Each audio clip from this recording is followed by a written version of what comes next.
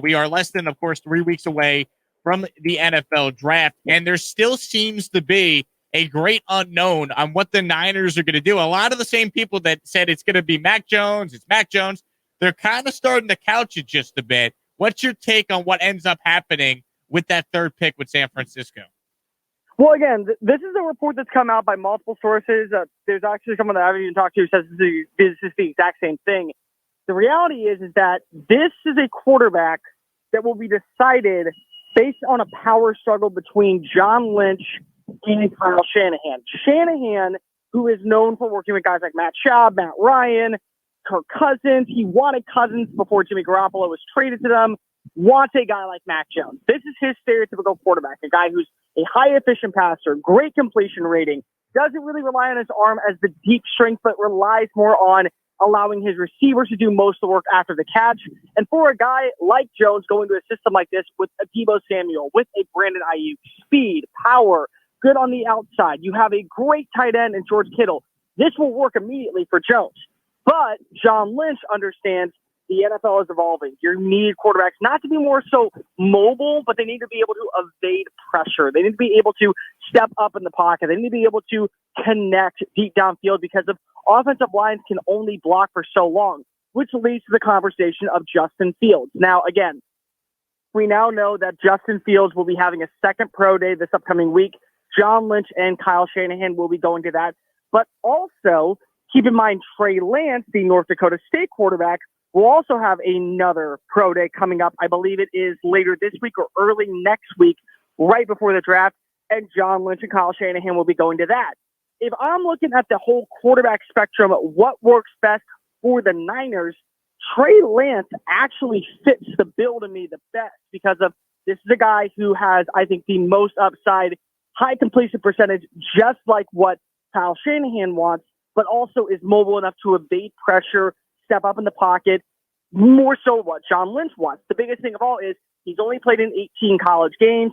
He was at the FCS level, and while his decision-making is great, 42 total touchdowns versus 0 interceptions during the 2019 season, it's 1 year. You got to be able to kind of pick it up. Very similar to what Josh Allen is. This is the one thing I can say about these two. They're not the same player, but Josh Allen had one speed when throwing the football. You get him in a Brian Dable system. You get him with Ken Dorsey as his quarterback coach.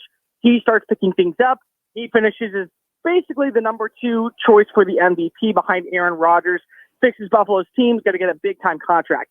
Lance is going to be a sleeper, but I do think that after Mac Jones' second pro day, everything is up on the table. I think Fields as well has all the intangibles you want. By the way, he's not a first-read quarterback. He just likes to hit his first target all the time.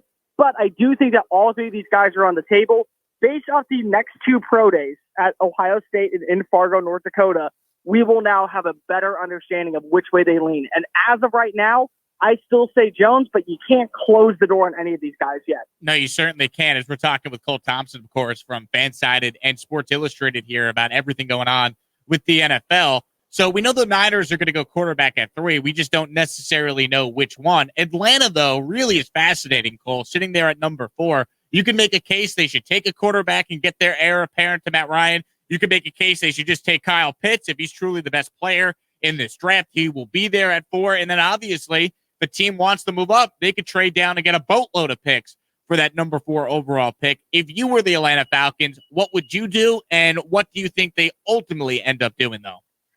So, again, it was really funny. We talked about this last week on the show, and less than 10 minutes after I got off the air, the report came out that Atlanta was open for business. So this is very well known that Atlanta is very torn on what to do. Terry Fontenot, the new GM, would like to get a younger quarterback. Arthur Smith, who's just worked with Brian Tannehill, he brought in Dean Pease, wants to work with Matt Ryan because Matt Ryan and Ryan Tannehill, very similar build, needs just a little bit of confidence. And Ryan is one of these quarterbacks that still is playing at a high-end level at 36.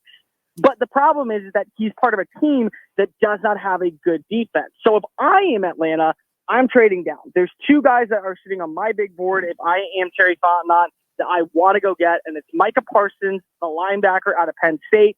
Fits exactly what you needed, that Sam backer, edge rusher, plays very well with Deion Jones, what Dean Pease is going to be looking for in a guy for his new 3-4 set. Or I'm going to go get Patrick Surtain out of Alabama.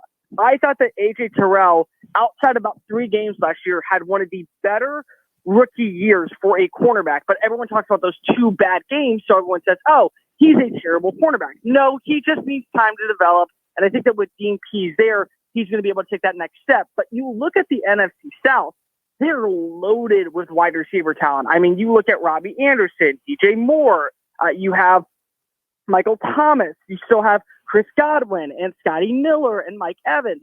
You need 2 really strong cornerbacks to play to blanket those receivers. Surtain, to me, is the most polished and the most, I would say, well-rounded corner. He's going to do very good in press man coverage. He's going to do very well in off-zone coverage. Good read and reaction.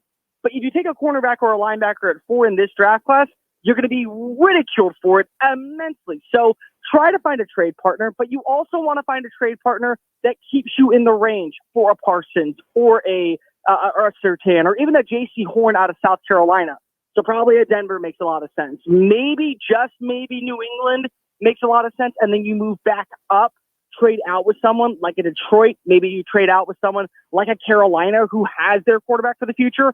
And then you go get a guy like that. Ultimately, it's going to come down to what's the asking price. For a team like Washington or Chicago, you're moving down that deep. You're going to want 3 first-round picks. You're going to want a couple second-round or third-round picks because if you're probably going to miss out on all 3 of those talents, you're going to have to go for a guy like a Jeremiah Owusu-Koramoah out of Notre Dame. I don't think that happens. So I think right now, if Denver is set on Drew Lock, they're going to be stuck at pick number 4. At that point, just take best player available. To me, that'd be Kyle Pitts and call it a day. But if they can get a trade done, maybe get an extra second, maybe get a first in the future, go ahead, move back, and go fix that defense for Dean Pease. Cole Thompson with us here, talking all things NFL with him in his weekly spot. Who is the first non-quarterback that goes in this draft, Cole? I'm still going to go with Kyle Pitts. I will be very shocked if it's not Kyle Pitts. There's a report out there that Jerry Jones and the Dallas Cowboys are in love with Kyle Pitts. And let's be real, why shouldn't you be? This is a guy who can play a flex tight end. He can be your normal side tight end. If you want to play him as a boundary receiver, that means shorter side where he's the lone receiver, he can do that. His 4.4 40 time was one of the best we've ever seen from a tight end prospect. He's actually a pretty decent blocker, and everything that you want in the intangibles of what it means to be a red zone threat, Pitts has it. So if the Dallas Cowboys are willing to part ways with a first-round pick this year, a first-round pick next year, and maybe like their third-round pick this year to move up to number 4, why not go ahead and get it? If not, I think the Cincinnati Bengals are definitely going to be in play for him at number 5. The Miami Dolphins are going to be in play with him at number 6. I think that he will be off the board a lot sooner than people think. But I honestly think number 4 could be the starting point, and I doubt anywhere past number 5 is where he will end up. So in 4 or 5, he's going to go. It's really going to be based off of Atlanta and who trades up or down with the Falcons at number 4 to go ahead and either grab this guy or grab another quarterback. Cole, this is a story that's kind of flown under the radar. Orlando Brown Jr., he's still available. A lot of teams are reportedly interested in the Ravens tackle, but there's been no trade as of yet. What's your take on when something with Brown could happen? Is this a Trent Williams situation where it could be, draft day he gets dealt just like Williams was a year ago? I could see that happening, and I think that there's 3 teams that make a ton of sense to go ahead and get him. Let's go with the first one, and this is one that kind of came out of nowhere. The Cincinnati Bengals make a lot of sense. They are in love with Jamar Chase, and here's the reality of it.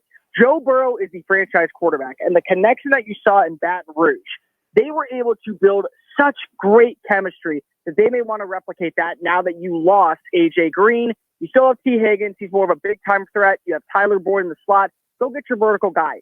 This would probably cost a third-round pick this year and maybe a 2022 second-round pick or 2022 third-round pick. But you allow yourself to go get your wide receiver and your left tackle in the future, so you address the need of protecting Joe Burrow while getting him a weapon. The number 2 team to me would be the Carolina Panthers. This is probably a team that gives up their third-round pick this year, maybe their third-round pick next year, but you have Taylor Moton playing the right side. Orlando Brown would fit in beautifully on the left side. You go get yourself protection for Sam Darnold and add him another weapon. Go get a Devonta Smith. Go get a Kyle Pitts if he's there at number 8. Go get a Jamar Chase if he's there at number 8. Go ahead and go add that piece. Or go ahead and fix that defense with a Patrick Surtain at number 8 as your primary number 1 corner opposite of I believe it's Dante Jackson. And the third team that makes the most sense is the Washington football team, who traded Williams last year. Here's the kicker. They have 2 third-round picks in this upcoming draft class because of the Trent Williams trade. They're looking for a franchise left tackle. A lot of people I've spoken to have said Washington really likes this kid.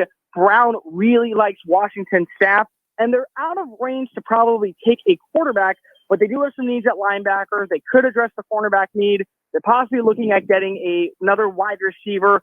I even think that they could go add a quarterback in the second round, maybe a cover linebacker. So what you do is you trade either both of those third-round picks, or you trade a third-round pick and a second-round pick in next year's draft. Go get your franchise left tackle. Go add another weapon for Ryan Fitzpatrick.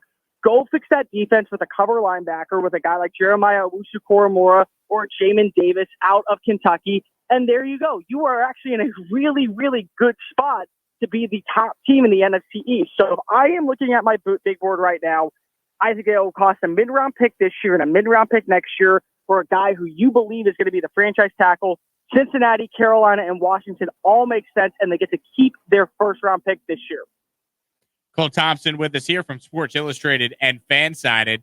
All right, Cole, finally, there is a report from Peter King that's out there this morning that Kevin James is going to play Sean Payton in an upcoming Netflix movie, and the movie will be about Payton's time coaching his son's 6th grade football team back in 2012 when he was suspended from the NFL for his role in Bountygate. Is this something you will watch, and do you see Kevin James being able to actually portray Sean Payton? I can see Kevin James playing Sean Payton. What I would love to see, what role is Adam Sandler going to have in this movie? Because you can't have a Kevin James movie without Adam Sandler making some type of a cameo. Is he playing Mickey Loomis? Is he playing, kind of an angry dad? Who is he playing? Because I know that Adam Sandler is going to be in this movie somewhere, and you got to have a Rob Schneider cameo. If you don't have a Rob Schneider cameo, somewhere just with the "you can do it" guy in the background, you're not having a good Kevin James movie. But if neither one of those guys are in the movie, I'm probably not going to watch it. Well, that is fair. Cole, appreciate your time. We got to take a quick break here and wrap up our show. So thanks for coming on. We'll talk soon. Anytime, bud. Thanks for watching the full YouTube video. If you like what you saw, then please subscribe to my page for more content. Thank you.